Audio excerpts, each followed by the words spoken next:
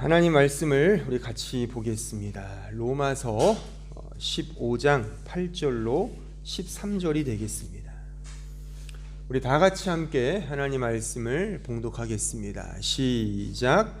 내가 말하노니 그리스도께서 하나님의 진실하심을 위하여 할례의 추종자가 되셨으니 이는 조상들에게 주신 약속들을 견고하게 하시고 이방인들도 그 긍휼하심으로 말미암아 하나님께 영광을 돌리게 하려 하심이라. 기록된 바 그러므로 내가 열방 중에서 주께 감사하고 주의 이름을 찬송하리로다 함과 같으니라. 또 이르되 열방들아 주의 백성과 함께 즐거워하라 하시며 또 모든 열방들아 주를 찬양하며 모든 백성들아 그를 찬송하라 하였으며 또 이사야가 이르되 이새의 뿌리 곧 열방을 다스리기 위하여 일어나시는 이가 있으리니 너희 그에게 소망을 두리라 하였느니라. 소망의 하나님이 모든 기쁨과 평강을 믿음 안에서 너희에게 충만하게 하사 성령의 능력으로 소망이 넘치게 하시기를 원하노라. 아멘. 로마서 강의 170번째 시간이 되겠습니다. 그 불교 화엄경의 가르침 중에 이런 으뜸의 가르침이 일체유심조라는 가르침이 있습니다. 일체유심조라는 이 가르침의 의미는 모든 것은 마음먹기에 달려있다, 이런 가르침입니다. 이 일체유심조의 이런 일화가 함께 전해 내려오고 있습니다. 신라시대 때 촉망받던 두 명의 젊은 승려가 불교의 사상을 더 깊이 배우기 위하여 당나라로 유학을 떠났습니다. 가던 도중에 그만 산속에서 밤을 보내야 할 상황이 왔고, 근데 다행히 작은 동굴을 하나 발견하여 그곳에서 밤의 이슬을 피할 수 있었습니다. 한참 잠을 자는데 목이 말라서 이제 어두워서 아무것도 안 보이니까 이렇게 손을 더듬다가 물이 담긴 한 바가지를 발견을 한 겁니다. 그래서 좀 의심스럽긴 했지만 너무 목이 말라서 그냥 벌컥벌컥 그 바가지에 담긴 물을 마셨습니다. 그러니까 너무 맛이 일품인 거예요. 야, 정말 시원하고 달달하고 맛있구나 해서 모처럼 갈증이 해소되어서 아주 만족스러운 마음으로 다시 숙면에 취했습니다. 아침이 밝았습니다. 이제 모든 것이 환하게 눈에 들어오게 되었죠. 눈을 뜨고 자세히 보니까 자신이 자고 있던 그곳이 바로 파묘된 무덤이었고, 밤에 쥐었던 그 바가지는 바로 해골이었던 것입니다. 그러니까 이 사람은 그 해골 바가지에 담긴 썩은 물을 마셨던 겁니다. 이 사실을 눈으로 확인한 즉시 이 사람은 이제 갑자기 메스꺼움이 일어나고 모든 걸 구토하기 시작했습니다. 다 토해냈어요. 한참 토하는 그 중에 혜성 같은 빗줄기가 자신의 머리를 쳤습니다. 유레카! 진리를 깨달은 거죠. 보이지 않고 먹었을 때는 그렇게 달고 시원하더니 이제 보고 알고 나니까 이렇게 마음이 쉽게 바뀌는구나. 이 마음의 가벼움을 깨닫게 되었고, 나아가 이 모든 건 다 마음의 문제구나. 모든 일체는 마음가짐의 문제구나. 일체유심조를 터득한 겁니다. 그래서 이 사람은 이제 유학길에서 돌아옵니다. 갈 필요가 없다. 난 깨달았다. 이 사람이 누구냐면 신라의 그 유명한 고승 원효대사입니다. 그리고 함께 유학길에 올랐던 그 사람은 후에 한국의 그 화엄종의 시조인 의상이었던 것이죠. 동서고금의 모든 종교는, 심지어 기독교마저도 사실 모든 것은 마음에 달렸기에 그 마음을 잘 지키고 다스리고 수련해야 한다라는 그런 가르침을 실천의 핵심으로 상정합니다. 씁쓸하지만 기독교의 실천 중에서도 이러한 가르침이 심심치 않게 있습니다. 한번 잘 생각해 보세요. 그러면 우리가 마음을 잘 지키고 다스린다고 해서 정말 그렇게 잘 되던가요? 도대체 그 마음은 무엇이고 지킨다는 것은 과연 무엇일까요? 우리는 지금 신자의 믿음과 그 믿음의 여정에 있어서 모형과 원형의 원리에 대해서 지금 배우고 있습니다. 모형은 눈에 보이는 것, 잠시 잠깐 우리에게 주어진 것, 다만 그것은 원형, 본질을 알게 하는 하나의 기능적 도구라고 제가 계속 강조하고 있습니다. 원형은 눈에 보이지 않습니다. 근데 그것이 실체이며 본질이라고 하는 사실입니다. 이러한 이해는 얼핏 마치 원효 대사가 깨달은 이 일체 유심조처럼 보이기도 합니다. 다시 말해서 눈에 보이는 모형의 마음을 쓰지 말고 눈에 보이지 않는 그 원형에 초점을 맞추어서 끊임없이 우리의 마음을 갈고 닦아 지키고 수련해야 한다는 식으로 이해한단 말이죠. 제가 노파심에서 더욱 강조하여 말하고 싶은데, 지금 제가 가르치고 있는 이 모형과 원형의 원리는, 이 진리는 일체 유심조의 반대라 말입니다. 일체 유심조에서의 그 마음은 나라고 하는, 자라고 하는 그 존재적 껍데기를 그 마음의 주체로 상정하여 그 마음을 스스로가 적극적으로 노력하여 갈고 닦는 그 실천과 노력과 행위를 말하는 데 반하여 제가 강조하고 성경이 말씀하고 있는 모형과 원형의 원리는 그 주체가 우리 인간이 아니라는 것입니다. 따라서 우리의 힘으로 모형에서 원형으로 가는 그런 차원이 아니라, 심지어 인간인 내 안에는 그 원형 자체가 없어요. 모형만을 추구한단 말입니다. 그래서 전적으로 외부로부터 주어져야 하는 것이며 밖으로부터 내 안으로 들어와야 하는 것입니다. 그렇게 들어와서 나를 변화시키고 창조시키는 겁니다. 이거를 재창조라고도 하죠. 내가 스스로 내 안에서 어떤 것을 세우거나 쌓거나 연마하여 수련하는 그런 것이 아니라 내 밖에서부터 내 안으로 주어지는 겁니다. 이걸 뭐라 그럽니까? 내 밖에서 내 안으로 이렇게 임퓨트, 전가되고 들어오는 걸 뭐라 그래요? 쉬운 말로 은혜죠. 나에게 없는, 오직 예수 그리스도에게만 있는 그 의의 은혜가 바로 원형의 본질인 겁니다. 그 은혜로 나에게 주어지고 내 안으로 임퓨트 되는 하나님의 works, 그의 일하심, 이게 원형의 본질인 겁니다. 그래서 신자는 그리스도의 그 은혜의 의만을 찬송하고 기뻐하며 그 안에서 자유를 누리는 겁니다.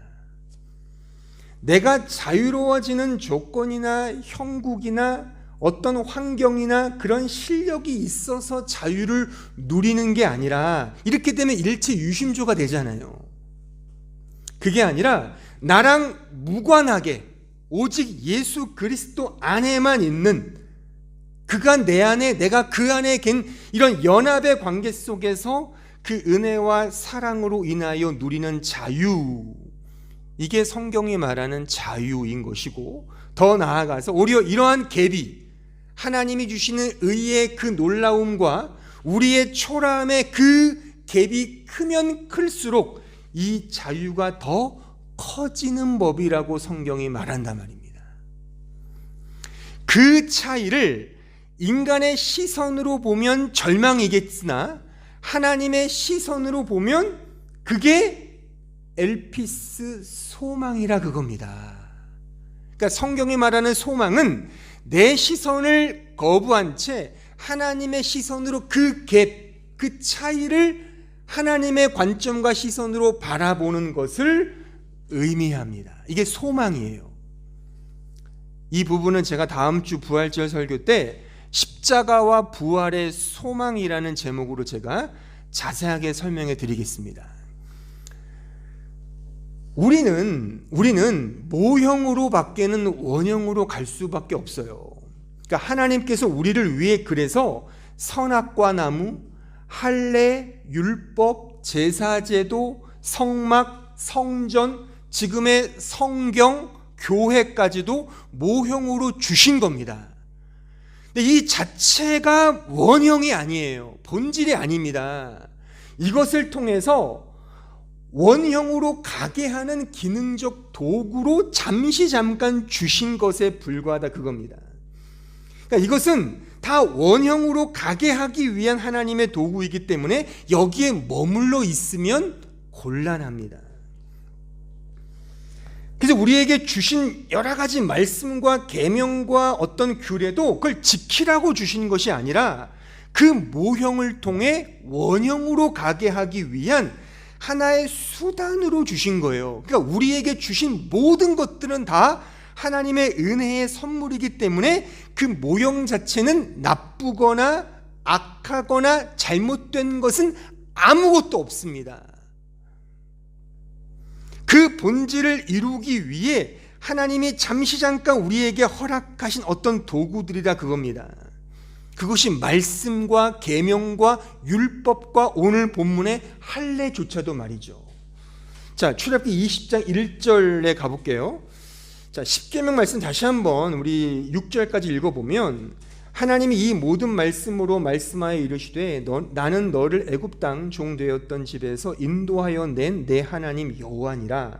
너는 나 외에는 다른 신들을 내게 두지 말라. 너를 위하여 새긴 우상을 만들지 말고 또 위로 하늘에 있는 것이나 아래로 땅에 있는 것이나 땅 아래 물속에 있는 것에 어떤 형상도 만들지 말며 그것들에게 절하지 말며 그것들을 섬기지 말라. 나 내 하나님 여호와는 질투하는 하나님인즉 나를 미워하는 자의 죄를 갚되 아버지로부터 아들에게로 3, 4대까지 이르게 하거니와 나를 사랑하고 내 계명을 지키는 자들에게는 천대까지 은혜를 베푸느니라. 자, 보세요. 이 말씀을 모형, 즉 문자로만 이해하면 이 법을 지키는 차원에서 머물게 된단 말입니다. 거듭 말하지만 이 계명은 우리에게 지키라고 주신 게 아니에요. 지키라고 한 것은 모형에 그치는 것이고 그것을 통해 원형으로 가게 하기 위한 하나님의 기능적 도구적 차원에서 주신 모형인 겁니다. 자, 여기에 보면 마지막 6절에 보십시오. 나를 사랑하고 내 계명을 지키는 자에게는, 여기에 지키는 자가 지키다의 동사형이 쓰였는데 이 지키다가 히브리어로 샤마르입니다.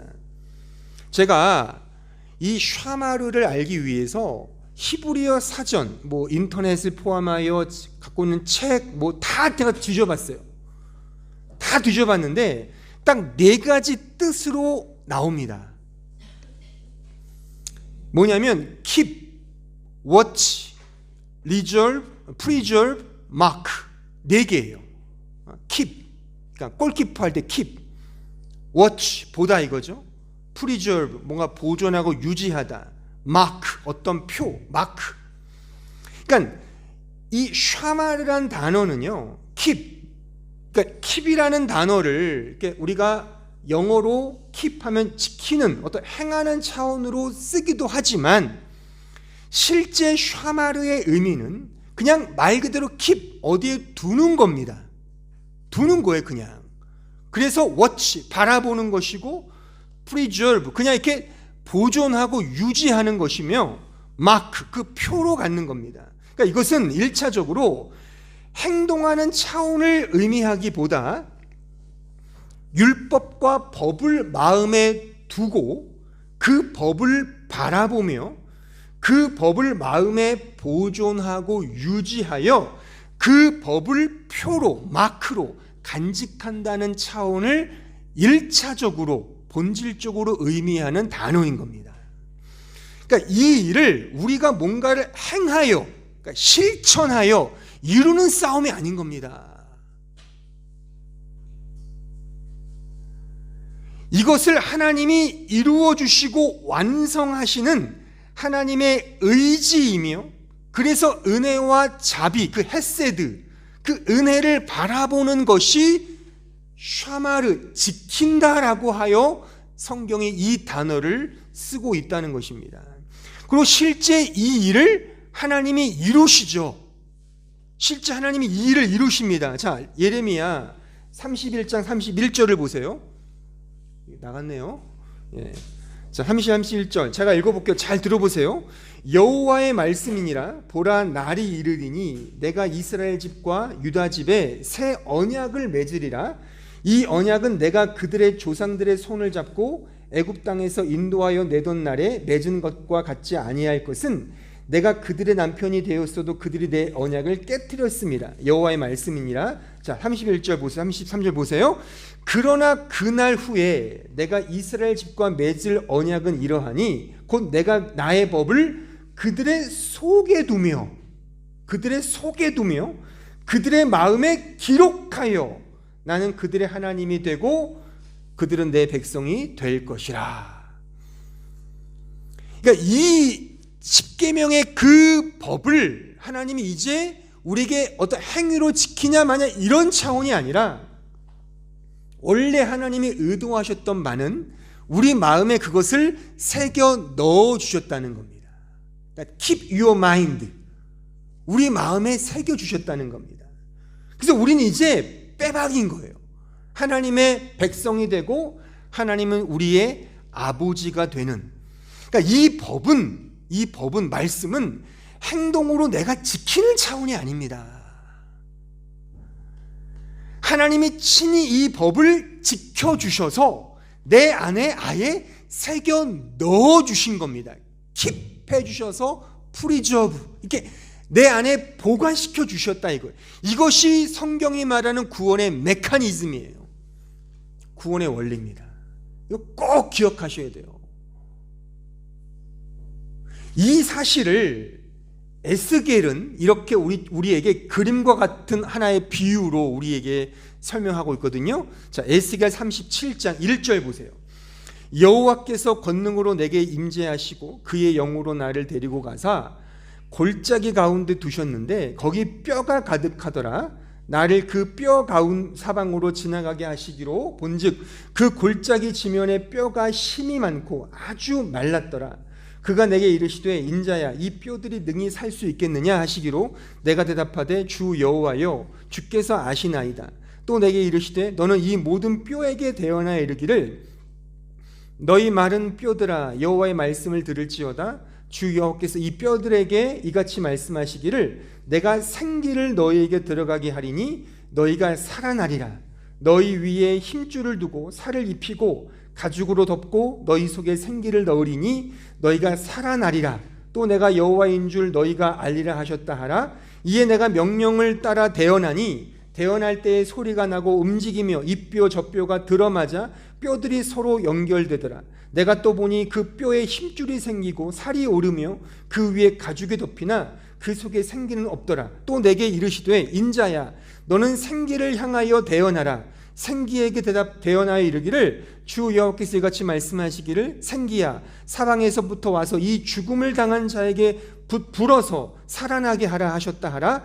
이에 내가 그 명령대로 배언하였더니 생기 즉 루하흐예요. 이게 성령이에요. 이게 생기가 그들에게 들어가매 그 죽은 뼈가 메마른 뼈들이 곧 살아나서 일어나 서는데 극히 큰 군대더라. 놀랍지 않습니까?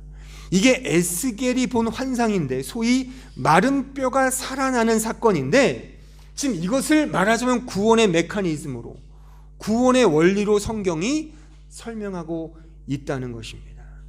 이런 기괴한 현상이 말하자면 우리가 입은 구원의 은혜입니다. 마른 뼈가 어떻게 다시 살아날 수 있겠습니까? 무슨 호러 영화도 아니고 강시도 아니고요. 좀비입니까 이게? 근데 이런 일들이 일어나는 거예요. 전적으로 하나님의 능력과 하나님의 은혜로 말이죠.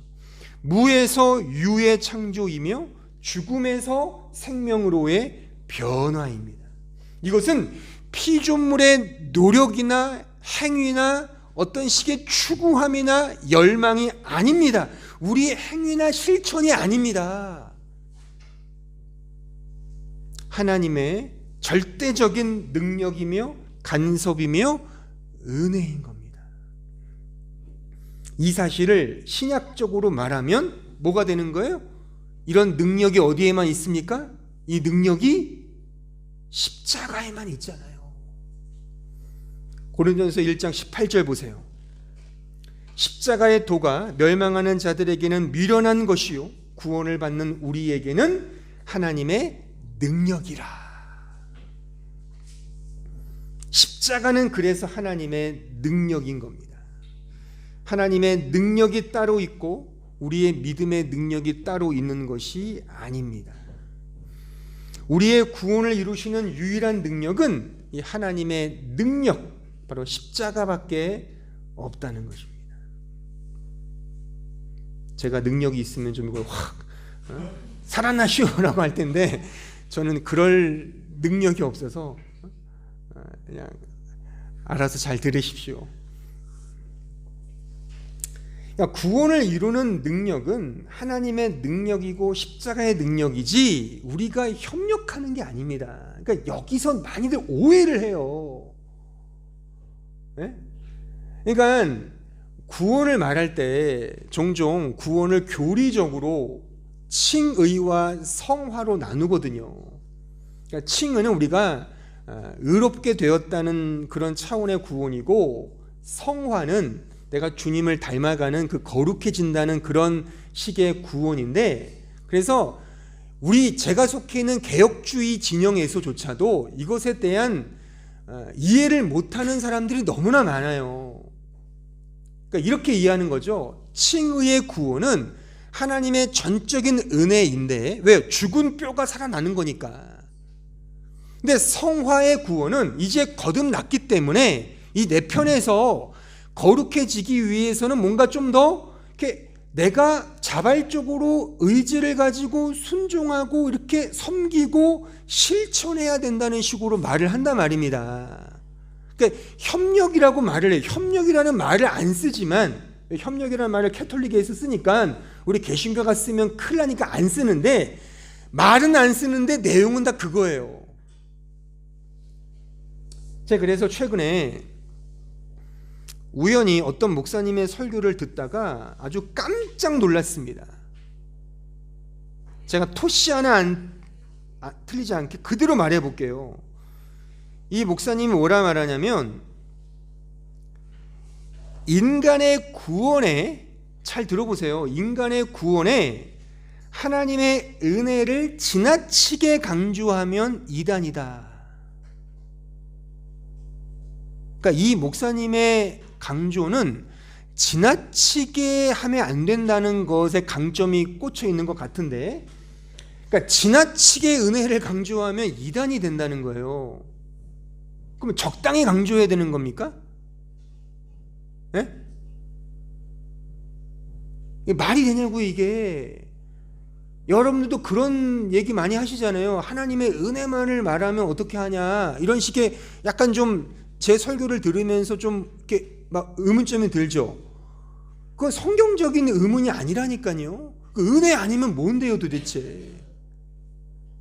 그럼 적당한 은혜를 말하는 거예요? 하나님이 나를 살려주셨으니까 거기에 내가 보답하는 차원에서 거룩히 살아야 돼, 이거 아닙니다. 이거 아니에요. 여러분들 오해하면 안 돼요.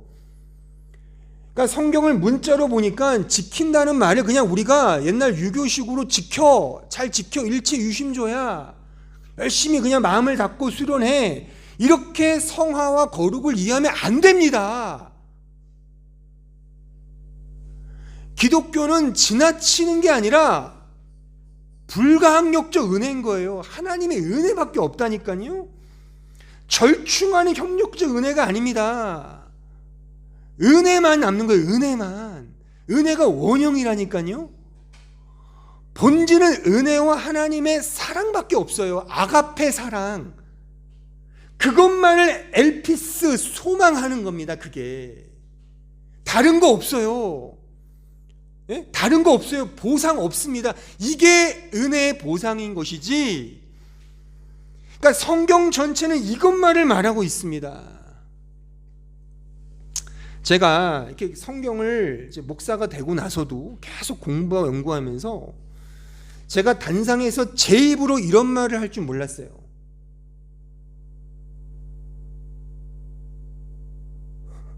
소위 이 목사님들의 그런 꼰대 전매 특허, 그러니까 뭐 툭하면 히브리어 헬라어 얘기하잖아요. 막 유식을 뽐내면서 그렇잖아요. 막 뭐 개혁성경, 우리 한글 개혁성경도 좋은데 꼭 이렇게 히브리어 헬라어를 막 이야기하면서 유식을 뽐내거든요. 그러면서 이 한글 개혁성경 가지고는 부족해요.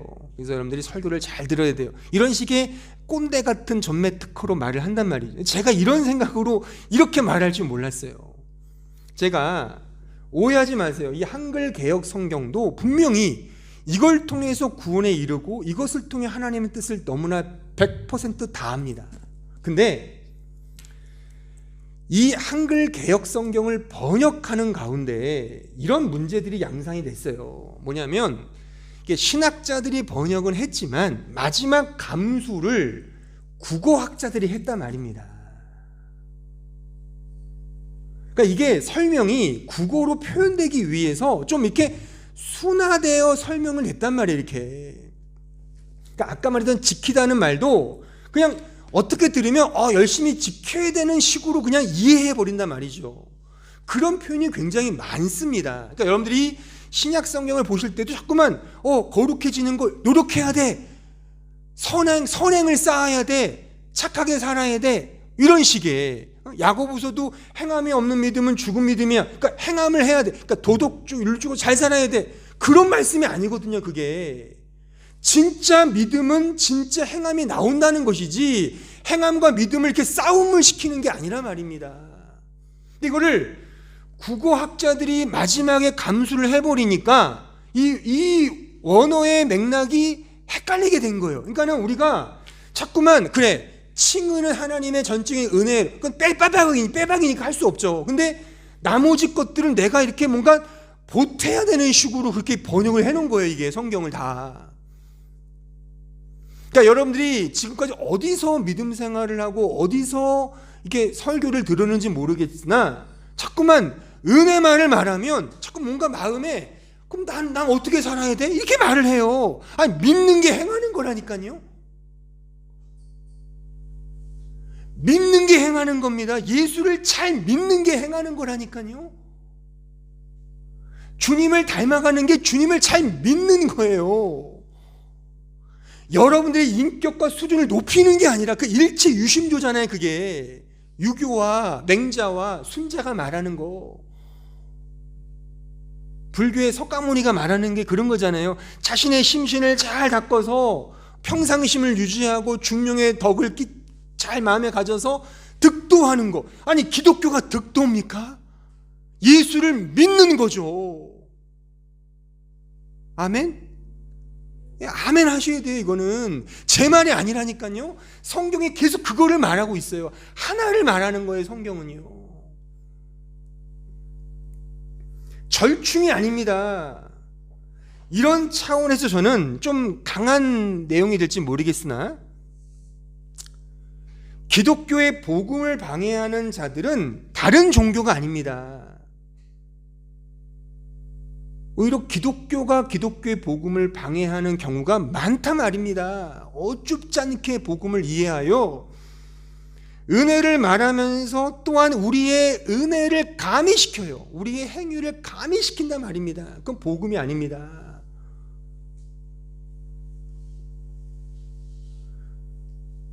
이단이 뭐예요? 이단이 달을 이의 끝단자잖아요. 끝단이 다른 거예요. 다 비슷한데 마지막 끝단 하나가 다른 거예요.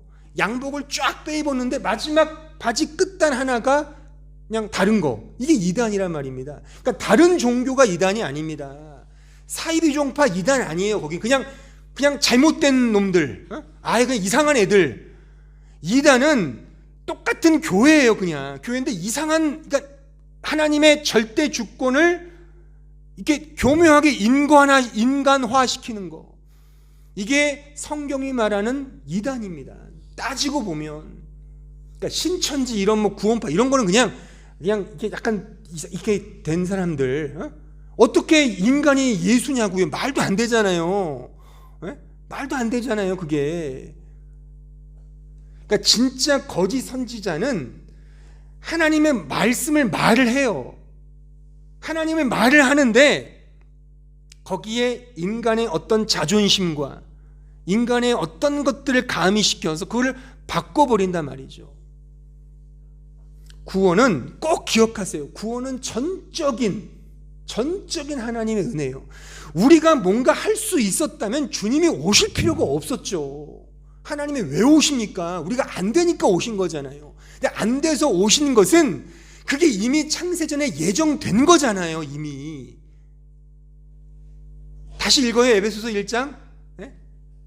예정된 거잖아요. 이미 창세전에. 그러니까 창세전에 하나님이 어떤 식으로 죽기로 예정되어 있었잖아요. 화목 제물이 이미 창세전에 세워졌지 않습니까?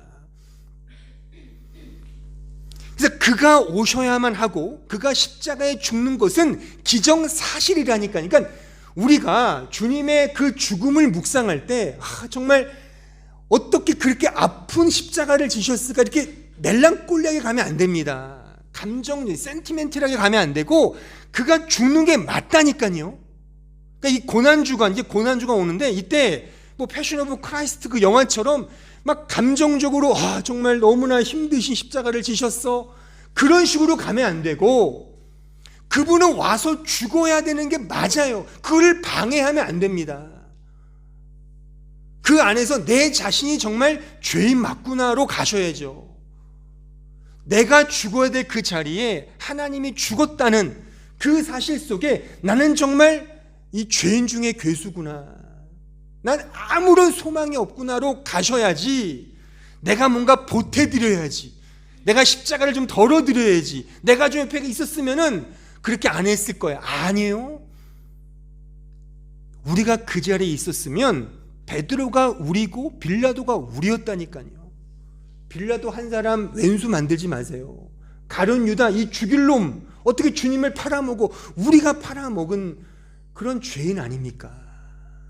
지금 우리가 하루 살면서 주님 안 팔아먹습니까? 지금? 그러니까 우리의 구원은 칭의와 성화할 것 없이 죽을 때까지 그냥 하나님의 은혜로 얻어내는 겁니다. 처음도 하나님의 은혜요, 우리의 구원의 이후의 모든 삶은 하나님의 은혜로 끌려가는 거예요. 근데 이 십자가의 복음과 믿음은 그래서 우리 인간편에 그 어떠한 자격과 행위와 성향도 용납하지 않아요. 그러니까 우리가 그것을 꺼려하는 거죠. 이런 설교하면 우리의 자존심 못 견뎌해요. 실제 그렇습니다. 그럼 내가 할 건 뭐야? 다 은혜면 나는 뭐해?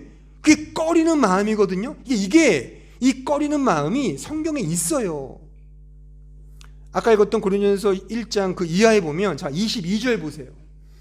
유대인은 표적을 구하고 헬라인은 지혜를 찾으나 우리는 십자가에 못 박힌 그리스도를 전하니 유대인에게는 거리끼는 것이요 이방인에게는 미련한 것이로되. 보세요. 계속 유대인과 이방인들은 표적을 구하고 지혜를 구해요. 그러니까 자기 머리에 상식이 안 맞는 거예요. 십자가는 하나님이 죽었다는 자체가 인정하고 싶지 않은 거죠. 그러니까 자꾸만 어떤 지혜를 구하고 표적을 구한단 말입니다. 사람들에게 거리끼는 것이 되고 미련한 것처럼 보이죠. 그러나 오직 부르심을 받은 자들에게는 유대인이나 헬라인이나 그리스도는 하나님의 능력이요 하나님의 지혜다. 우리는 다 내 편에서의 표적과 내 편에서의 지혜를 구해요. 근데 그게 아닙니다. 그냥 전적인 하나님의 은혜, 그의 능력만을 구하는 것이고, 우리는 다만 그 하나님의 지혜와 그의 일하심 앞에 겸손히 그냥 나 자신을 드리는 거예요. 파리스테미 드리는 거. 파리스테미가 뭐라고 했어요? 파라이스테미, 그 옆에, 십자가 옆에 나를 이스테미, 스탠드, 세우는 겁니다. 그러니까 내가 죽는 건데 주님이 죽으시는군요를 알아먹는 것이 그 능력과 은혜를 아는 자의 고백이다, 그겁니다. 따라서 그리스도를 본받아 그를 닮아가는 거룩과 성화조차도 모든 인생의 전 과정은 다 100% 하나님의 은혜인 거예요. 그래서 이 고린도서 1장의 문맥이 이렇게 마무리가 짓습니다. 고린도서 1장 29절 보세요. 이는 아무 육체도 하나님 앞에서 자랑하지 못하게 하려 하심이라. 너희는 하나님으로부터 나서 그리스도 예수 안에 있고, 예수는 하나님으로부터 나와서 우리에게 지혜와 의로움과 거룩함과 구원함이 되셨으니 기록된 바 자랑하는 자는 주 안에서 자랑하라. 성경은 구약부터 신약까지 일관됩니다. 모든 것을 하나님이 정하시고 하나님이 이루시며 완성하신다는 사실이에요.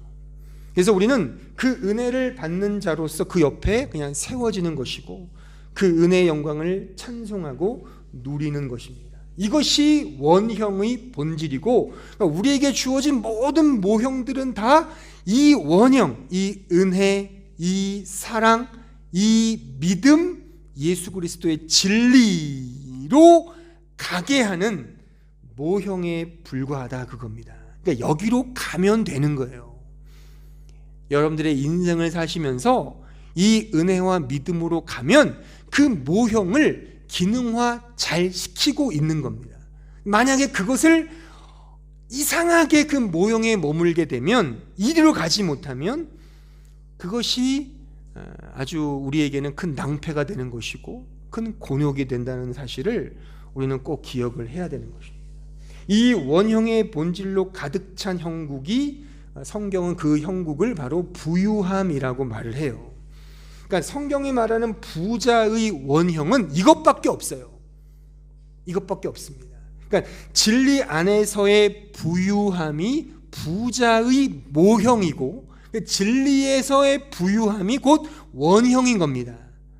그래서 성경에 보면 어떤 사람에게도 뭐 돈도 주고 뭐 땅도 주고 뭐 자손도 주는 이런 부유함은 바로 이 진리의 부유함을 모형하는 것이지 그 자체가 본질이 아닌 겁니다.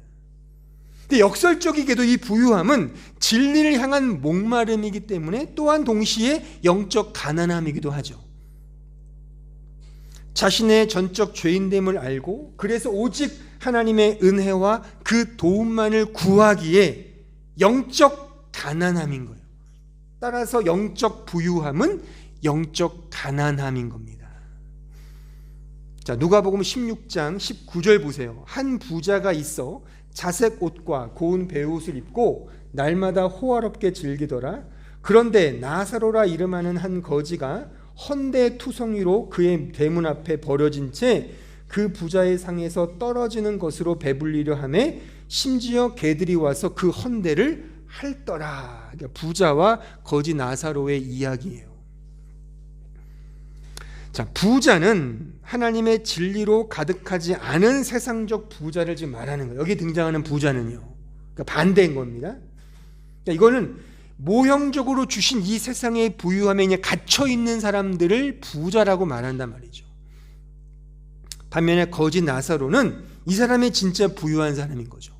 그러니까 이 나사로라는 이 단어를 히브리어로 표기하면 엘-아자르예요. 엘-아자르. 이 엘-아자르를 직역하면 이렇게 돼요. God has help. God has help. 하나님이 도우셨다. 완료형이에요. helped. God has help. 하나님이 도우셨다. 하나님이 도우셨는데 거지가 됐네요? 역설인 겁니다. 영적 부유함이 곧 영적 가난함을 상징하기 위해 지금 부자로 비유하여 등장시키는 거예요. 하나님의 도움이 절대적으로 필요한 이 영적 가난함, 마태복음 5장에 보면 심령이 가난한 자는 복이 있나니 그 가난함, 그 푸토코스, 절대 가난함, 그 가난함을 의미하는 겁니다. 이렇게 성경은 부유함, 영적 부유함이 곧 영적 가난함으로 말하고 있어요. 다만 우리가 여기서 주의할 것은 이 성경의 모형에 집착하고 창념하여 그냥 돈 많은 사람, 그런 사람은 천국에 못 들어가, 천국에 뭐 부자가 들어가는 것은 뭐 낙타가 바늘구멍 통과하는 것보다 어렵다, 이렇게 우리 이해하는데 그렇지 않습니다. 그러니까 부자가 되든, 그러니까 모형적 부자가 되든 가난한 자가 되든 상관이 없어요. 성경에는 그런 거 관심 없습니다. 전혀 중요하지 않습니다. 중요한 것은 영적으로 예수를 그리스도로 믿느냐가 중요한 것이고, 그래서 영적으로 예수로 가득한 그 영적 부유함을 추구하는 것이 중요하며, 그 영적 부유함은 영적 가난함이라 했으니까 언제나 하나님의 도움만을 절대적으로 필요로 하는 그 영적 가난함을 소원하는 것, 그것이 영적 가난함, 영적 부유함이지 세상적인 그런 어떤 식의 부자, 가난함, 이런 의미는 성경에 없단 말입니다. 모든 종교는 하나같이 이렇게 외치죠. Do what you want something을 말해요. Do, 너가 원하는 어떤 something을 do, 하라라고 모든 종교는 하나같이 외칩니다. 하지만 기독교만큼은 이렇게 말해요. Jesus Christ has done something for you. 아시겠어요? 예수 그리스도께서 너를 위해, 우리를 위해 has done, 완료 시제죠. has done, 하셨다. 이거를 아는 겁니다. 그러니까 기독교는 신자 입장에서, 교회 입장에서 우리가 뭔가를 하나님께 이렇게 막 일하고 섬기는 차원이 아니라 하나님이 우리를 섬겨주시는 겁니다. 이 하나님의 일하심을 아는 게 신자의 믿음인 거잖아요. 꼭 기억하세요. 하나님이 나를 위해 이미 이루어 놓으신 그 결과를 그래서 신자는 누리는 겁니다. 그 은혜와 그 자유를 누리는 겁니다. 믿음 생활은 내가 뭔가를 지키는 싸움이 아니라 주신 그 은혜 안에서 자유를 누리는 것입니다. 이것이 믿음 생활이에요. 그러니까 누리십시오. 하나님이 이루신 이 복음의 능력과 은혜와 자유를 누리십시오. 우리의 형편과 환경이 어떠하든 상관없습니다. 이 모든 건 다 모형이라 그랬잖아요. 이 모형에 집착하거나 천착되거나 창념하지 말고 가난하면 가난한 대로 그 은혜를 누리면 되고, 부유하면 부유한 대로 이 은혜를 누리면 됩니다. 만약 여러분들이 부자가 되고 싶거든 부자 되기 위해 노력하면 돼요. 아무 문제 없습니다. 성경은 부자에게 야박하고 가난한 자를 이렇게 환대하는 그런 거 아니에요. 그런 식의 뭔가 청빈하게 살아야지 크리스천의 미덕이다? 아닙니다. 돈 많으면 좋은 차 끌고 좋은 집 살 수 있습니다. 전혀 문제 안 됩니다. 심지어 예수님도요, 실제 이 세상에서의 공생의 기간 동안에 이렇게 보면 가난하지 않으셨어요. 예수님 자신도요. 예? 또한 예수님 따라 12 제자도 그들의 그 직업과 그들의 그 역사적인 것들을 쭉 보면은 이렇게 가난한 삶을 살지 않아요. 오히려 중산층 이상이었습니다. 제자들의 삶이 그랬다니까요. 그러니까 세베대 아들들 보세요. 그들이 그 당시에 배가 있었잖아요. 배가. 어부들이잖아요. 자신들의 배가 있었고 부리는 종들이 있었다니까요. 그거는 뭐 당시에 거부는 아니었겠으나 중산층 이상의 거의 잘 사는 쪽에 속했던 사람들이었어요. 그러니까 뭔가 이렇게 자꾸만 기독교인은 청빈하게 살아야 돼, 뭐 가진 거 가지면 안 돼, 이거는 세상 사람들이 만들어낸 그런 프레임이지 성경엔 그것에 관심이 없다니까요. 그냥 내가 원하면 그렇게 살면 돼요. 그냥 열심히 돈 벌어서 부자 되십시오. 그러면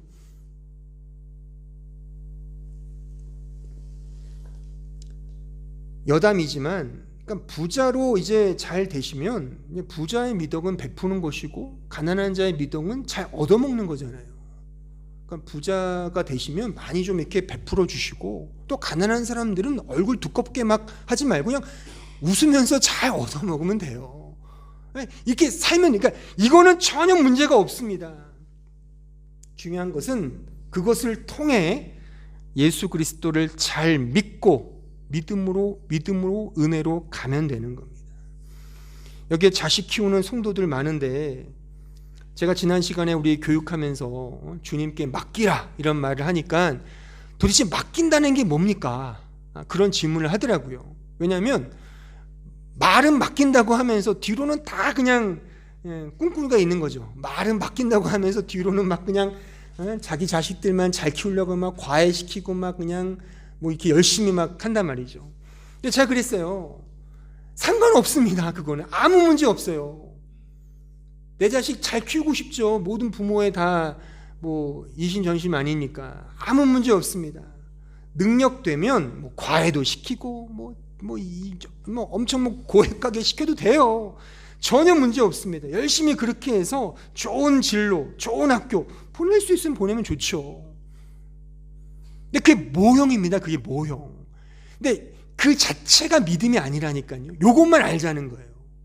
우리 젊은 친구들 앞으로 미래에 대한 뭐 진로에 대한 그런 관심 많고 뭐 결혼에 대해서도 관심 많을 텐데, 여러분들이 원하는 거 잘 생각해 추구하세요. 좋은 자리 있으면 빨리 가시고, 뭐 어떻든 뭐 좋은 능력 스펙 쌓기 위해 애쓰십시오. 전혀 문제 없습니다.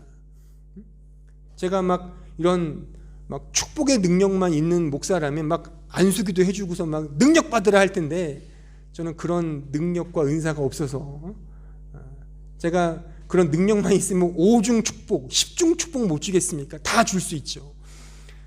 근데 중요한 것은 그게 아니라는 겁니다. 아무 문제 없습니다. 중요한 거는 그런 모형에 갇히지 말자는 거죠. 그리고 그 모형이지, 그게 좋고 나쁘고에 따라서 우리의 믿음이 좋고 나쁘고는 전혀 관계가 없어요. 세상에서 출세한다고 믿음이 좋은 거 아니고, 가난하다고 믿음이 약한 거 아닙니다. 건강하다고 믿음 좋은 거 아니고, 병들었다고, 약하다고, 질병이 있다고 믿음 약한 거 아닙니다. 행복한 가정을 이룬다고 믿음 좋은 거 아니고요, 불행한 가정이라고 믿음 약한 거 아닙니다. 전혀 상관없습니다. 그냥 행복하게 추구하면 돼요. 근데 문제는 자꾸만 이렇게 세상적으로 모형이 잘 되면 믿음이 좋은 걸로 착각하는 게 문제인 거죠. 오히려 그 반대가 더 많은데 말이죠. 모형은 다 모형에 불과합니다. 그것을 통해 믿음과 은혜로 가게 하면 되는 거죠. 중요한 건 믿음의 본질, 그 원형의 본질, 예수를 그리스도로 믿는 믿음입니다. 그 모든 것들은 다 믿음으로 가게 하는 하나의 도구인 거죠. 그래서 가난해서 주님 믿으면 그 가난이 은혜의 통로가 되는 것이고요, 부유해서 잘 믿으면 그 부유함이 은혜의 통로인 것입니다. 중요한 것은 모형 자체가 아니라 그 모형을 통해 본질, 예수 그리스도, 믿음, 은혜로 가는 것입니다. 자, 끝으로 고린도후서 4장 7절 보세요. 우리가 이 보배를 질그릇에 가졌으니 이는 심히 큰 능력은 하나님께 있고 우리에게 있지 아니함을 알게 하려 함이라. 우리가 사방으로 우겨쌈을 당하여도 쌓이지 아니하며 답답한 일을 당하여도 낙심하지 아니하며 박해를 받아도 버림받지 아니하며 거꾸로 뜨림을 당하여도 망하지 아니하고 우리가 항상 예수의 죽음을 몸에 짊어짐은 예수의 생명이 또한 우리 몸에 나타나게 하려 함이라. 우리는 질그릇입니다. 질그릇, 흙, 먼지, 아파르, nothing이란 뜻이에요. nothing, 아무것도 아니라는 거예요. 그러니까 우리에게 있는 모든 것들은 아무것도 아닙니다. 근데 그 아무것도 아닌 nothing이 하나님의 자녀, 하나님의 의의 자녀, 거룩한 그의 백성이 되는 유일한 길은 내 안에 보배를 갖느냐 안 갖느냐. 그 보배가 뭡니까? 예수 그리스도잖아요. 그가 우리의 생명이며 우리의 영생 아닙니까? 신자는 그를 믿는 것 외에 다른 행위는 없습니다. 꼭 기억하세요. 주님을 닮는 것도 믿음으로 사는, 갈라디아 2장 20절 나왔잖아요. 내가 이제 사는 것은 나를 위해 죽으신 하나님의 아들 예수 그리스도를 믿는 믿음 안에 사는 것이라. 이게 본질입니다. 우리의 삶이 어떠하든 아무 상관없습니다. 사방으로 우겨쌈을 당하고 계십니까? 답답한 일을 당하고 계십니까? 낙심되는 일투성이입니까? 지금 박해를 받고 있나요? 거꾸로뜨림을 당하는 일에 지금 처해 계십니까? 겪어도 헤어나오지 못하는 그런 사방이 막힌 그런 암흑 같은 터널을 지금 통과하고 계십니까? 그 모든 것들은 모형입니다. 오히려 그런 모형의 현장 속에서 예수를 그리스도로 알게 된다면 그 현장이 더 큰 은혜라는 사실을 전 여러분들이 아셨으면 좋겠어요. 그래서 사도 바울은 심지어 이렇게까지 말하잖아요. 죄가 더한 곳에 은혜가 더 넘쳤다. 심지어 사도 바울은 죄조차도 모형으로 이해하고 있는 거예요. 제가 이미 설교했잖아요. 로마서 5장 설교하면서 사도 바울은 이 복음을 알고 있었던 거예요. 그러니까 영감받아 이 말씀을 썼겠죠. 영감받아서. 그러니까 이 세상에 그 어떠한 것도 버릴 게 하나도 없는 거예요. 이런 의미에서 보면. 죄가 더한 곳에 은혜가 더한다. 그럼 그 죄가 나쁘냐는 겁니다. 잘 들으세요. 죄를 짓자는 말이 아니에요. 제가 나중에 설교할지는 모르겠지만 요 맥락이 오면 신자에게, 그러니까 신자와 불신자에게 있어서의 관점과 처지와 위치는 전혀 다른 존재가 된 겁니다. 이미 우리는 완전한 자가 됐어요. 이미 우리는 완전한 자라니까요. 하나님 백성이고 하나님 백성으로 더 돼가는 게 아니에요. 이미 우리는 예수를 믿고 그냥 이 자리에서 그냥 거룩한 자가 된 겁니다. 이미 100%. 우리의 존재와 실체는 하나님의 백성이고 의인이에요. 그러니까 우리에게 그 어떠한 사망과 죄가 우리를 어떻게 할지 못해요. 심지어 그 죄도, 그러니까 신자도 지금 죄를 짓잖아요. 그 죄는 신자에게 죄가 아닙니다. 아시겠습니까? 그러니까 다른 각도에서의 현상인 겁니다. 불신자들에게 죄는 죄죠. 심판받을 죄인데 우리에게는 우리가 죄 짓잖아요. 지금 죄 짓잖아요. 죄 안 짓습니까? 뭐 다 안 짓는 표정을 지으세요. 다 죄 짓잖아요. 그 죄가 아니라니까요.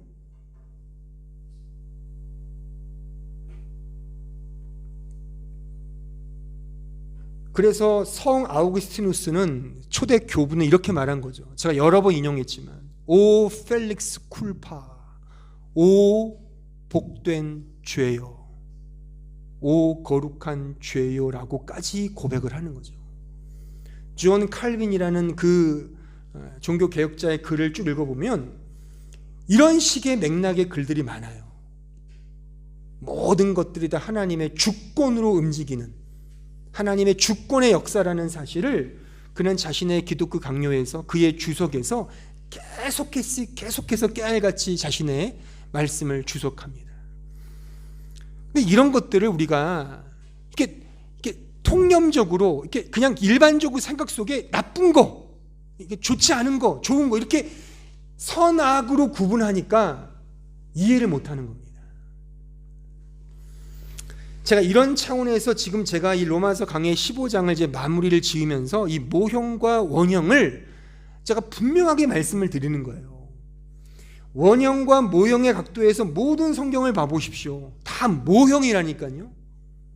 본질은 원형으로 가는 거예요. 원형, 즉 하나님의 아가페 사랑, 은혜, 예수 그리스도의 진리, 거기로 가면 돼요. 거기로 가면 그 안에서 진정한 자유를 누리는 겁니다. 오늘은 종려주일입니다. 예수께서 십자가에 죽으시기 위해서 예루살렘 성으로 입성하신 날을 기념하여 지키는 절기예요. 또한 이제부터 시작되는 한 주간은 소위 고난주간입니다.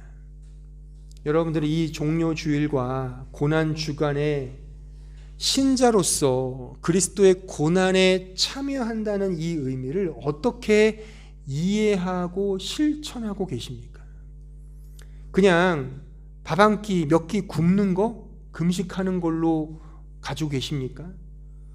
일상 속에서 늘 하던 어떤 세속적인 것들 좀 덜 하는 거, 스마트폰 그냥 매일 2시간씩 하다가 30분으로 줄이는 거, 뭐 그것도 좋아요. 하나의 모형이니까 그 모형을 통해 더 주님의 부요함으로 내가 더 간직하겠다, 좋습니다.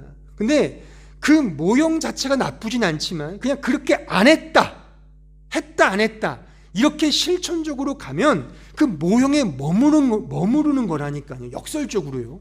그래서 나는 이렇게 지켰는데 너는 왜 안 지켜라고 가면 그건 본질이 전혀 아니잖아요. 그러니까 지금의 유대인들이 그렇게 우리를 보고 있는 거잖아요. 니들은 왜 안식일을 안 지켜? 성경에 지키라고 했는데 왜 안 지켜? 그렇게 우리 개신교를 이렇게 비하하잖아요. 성경을 안 지키는 저 칼빈주의자들 그렇게요. 근데 그들은 물론 말씀을 지켜요. 그들만큼 잘 지킨 사람이 어디 있어요? 근데 그들은 모형과 문자에 머물러 있지 않습니까? 우리는 그러한 모형을 통해 더 중요한 원형의 본질로 가자는 겁니다. 여러분들은 정말 하나님의 은혜와 그 도우심에 절박하십니까? 나 주님 없으면 안 됩니다. 이 고백이 매 순간 터져 나오냐 말입니다. 그리스도의 십자가, 그의 죽으심이 절대적인 죽음의 방식이라고 말해요. 교리적으로요. 절대적 십자가. 이 절대적이라는 교리적 진술은 그만큼 우리 자신, 인간이 정말 아무것도 할 수 없는 전적인 죄인이며 완전히 타락한 죄인 중에 괴수라는 사실을 함의합니다. 얼마나 이것을 상응하여 우리는 이해하냐고요. 예? 예? 그냥 유전식으로 배워온, 교회에서 그냥 늘 아무런 어떤 성찰 없이 그냥 들었던 것처럼 얼마나 힘드시고 얼마나 아프시고 얼마나 괴로우셨을까, 그냥 인간적으로 접근하는, 그거는 복음을 모르는 겁니다. 물론 그런 차원의 모형도 필요하겠으나 우리 자신은 정말 하나님 없으면 안 됩니다. 주님 도와주세요. 이 나사로의 엘아자르의 그 심정으로 매 순간 하나님을 찾아야 하는 것입니다. 이러한 실존은 예수를 믿은 그 초창기 때만 머무는 것이 아니라 지금 신자로 살아가는 믿음 생활의 이 실존을 포함하여 끊임없이 확인하고 고백해야 할 내용인 것입니다. 그래서 오히려 신자는 더 많이 주님의 은혜를 알고 내 자신이 죄인 중에 괴수라는 사실을 알면 알수록 더 주님을 의지하고 그래서 더 주님을 바라보게 되는 것. 이것이 샤마르, 지킨다 이겁니다. 지킨다. 이 믿음으로 사는 신자에게 하나님이 주시는 어마어마한 자유가 있다는 사실 또한 우리의 실존적 모습이 되는 것입니다. 이 믿음이기에 우리는 진짜 자유와 기쁨을 누릴 수 있게 되는 것이죠.